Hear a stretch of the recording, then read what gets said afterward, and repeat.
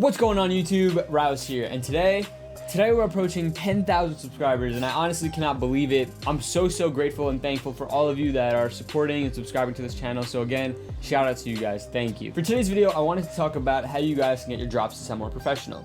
And let me first preface this by saying that everyone's workflow is different, and what works for me might not work for you, and that's totally okay. There's no right or wrong way to do things. It's only what works best for you. With that being said, I've been getting a ton of requests to make a video on how I mix and master my music. But in my experience, whenever I used to search up like how to mix and master a song, I was really just looking for how to get a more professional sound. And to get your song to sound more professional, you guys actually might be surprised to hear that a lot of it happens in the production stages. And what I mean by that is things like melody, sound design, sound selection, and arrangement. All those things contribute to a more professional sound, and those things take place in the production. If you have a bad song, no mixing or mastering will save that song. But if you have a great song, a great mix and master will only further enhance it. It's almost like that old expression, you can't polish a turd, which is kind of true. So keeping all that in mind, I'd like to show you guys the 3 different stages of my song Crazy that released a few months ago. I'll show you the very beginning stages when I just got the idea down, when I finished up the idea, and then once the idea was mixed and mastered and completely finalized. You guys will be able to see what changes were made along the way to take a rough sounding idea into a final song. So without further ado, let's get right into it. Alright guys, so we're now in FL Studio, and I wanted to run through the 3 different versions of the song that we're going to be going through today. So at the top, we have the final version of my song Crazy, and this is the version that's on Spotify, Apple Music, YouTube, etc. The one right below it is the one where I finished the production, but I did not mix and master it yet. And then the one right below that is my very first like sketch, rough draft idea for it. So let's run through all the versions and you guys can hear all the differences.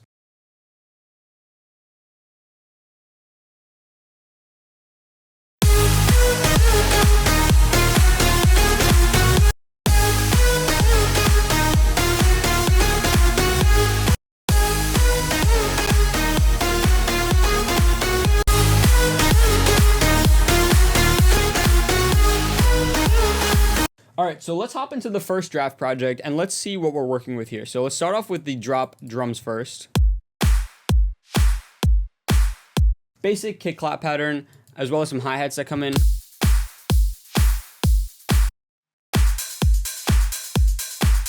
And now let's see what all the drop basses sound like together.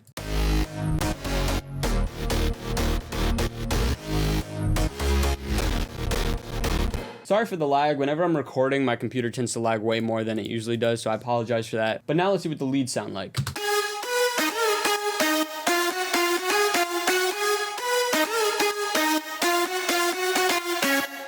And then also we have some effects that play in the drop.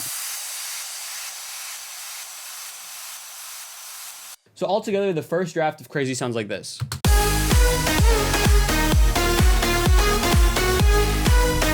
So we're now in the project where the production is finished, but it's not mixed and mastered yet.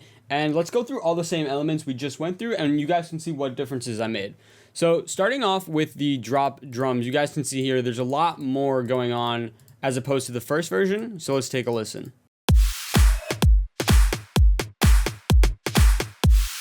So primarily you guys can hear it's these 4 sounds that I've added that add a lot more groove and momentum to the drop.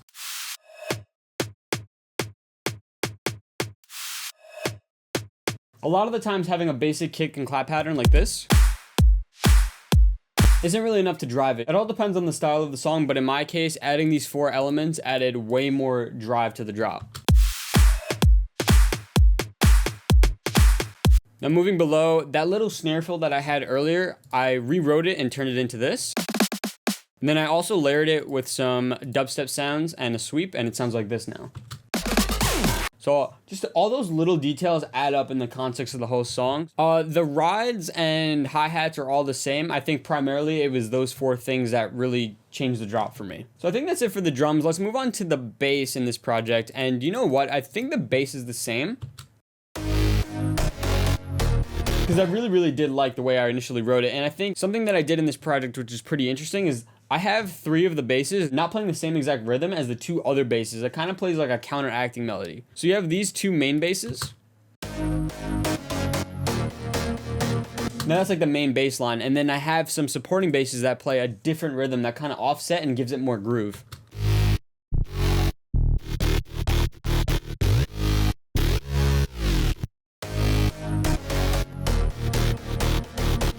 So maybe try playing around with that concept. Maybe try adding different bass elements that play slightly different rhythms to kind of give it more groove. So now the drums combined with the bass sound like this now.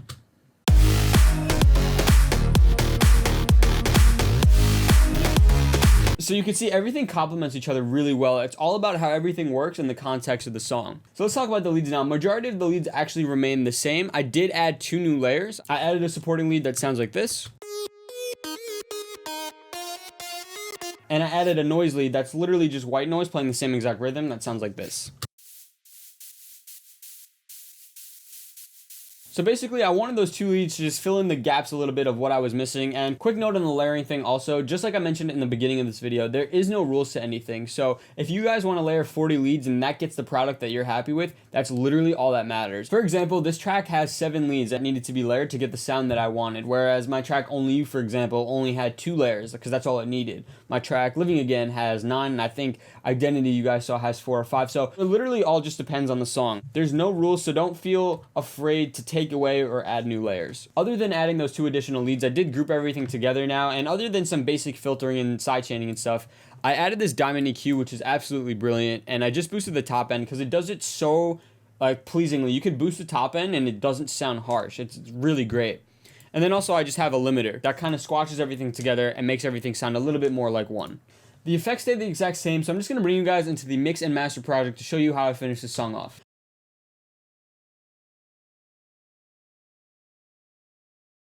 Alright, so we're now in the mix and master project. Let's do the same thing. Let's go through the drums, bass, synths, and effects, and we'll see what I did, and we'll also cover the master chain. So first off, the drums. I actually added 2 new elements. I added a on-beat clap and a crash cymbal.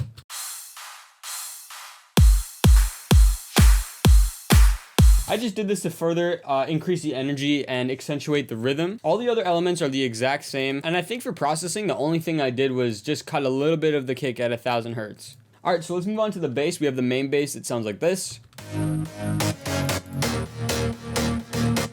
And for processing, I cut off the low starting at around 100 and I dipped it around 280 to get rid of some of that mud. And an important note for you guys here, make sure when you're mixing and you're EQing, make sure you're EQing in the context of the whole entire track. Don't listen to these sounds on solo and EQ, because what's going to happen is you're going to make changes that don't really matter in the context of the whole track. The whole point of mixing is you want all these elements to glue together. Next, we have the support bass. And for processing, I have the equality EQ, which is boosting some of the highs. Then we just have a basic low cut. Then we have a stereo imager, and I really love Ozone's imager because you can control each of these bands. So from 140 hertz to 2K, I'm actually reducing the width. Then from 2K up, I'm actually spreading it out, as you can see here. For the sub bass, I didn't do any processing because it's sub bass I use often and I'm already happy with how it sounds, so I didn't even touch that. Moving along to the synths. So for the main lead, that sounds like this.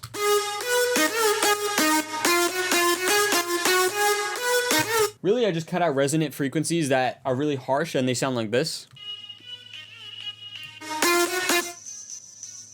So just frequencies that you don't want in your sound at all. So I just cut all those away, and the same goes for the support lead. For the effects, the only thing I've done differently is I swapped out the old crowd sound with this new one.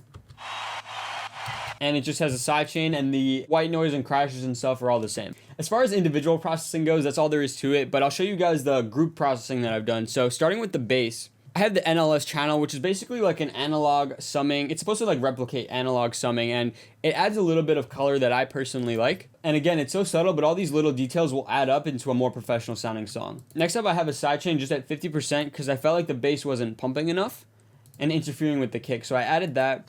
I have a multi-band compressor kind of taming the lows and highs a little bit more. Then I have an EQ just making a dip at 800 hertz. So for the drop synths, I have an NLS just like the bass. I have an EQ that's boosting at around 4000 hertz. Now after that EQ, I added a reverb that I automated just on the first note because I wanted it to swell and fill in the gaps a little bit more on that first note. And then lastly, I added a sidechain so that the synths would pump a little bit more so that I got more clarity from the kick. So all those groups are being sent to a mix bus, which I have a fruity balance on to automate the volume in the buildup, and I also have an S1 imager to make the buildup a little bit more narrow. So everything from the mix bus is now being sent to the master, and on the master we have an imager, we have an EQ rolling off some lows and highs, we have another EQ that's just boosting a little bit at 12K. We have a glue compressor and we have a limiter. And that's it, guys. My mastering chain is relatively simple, and I'll show you guys what it sounds like without mastering, and you guys will hear the only difference is that it's louder.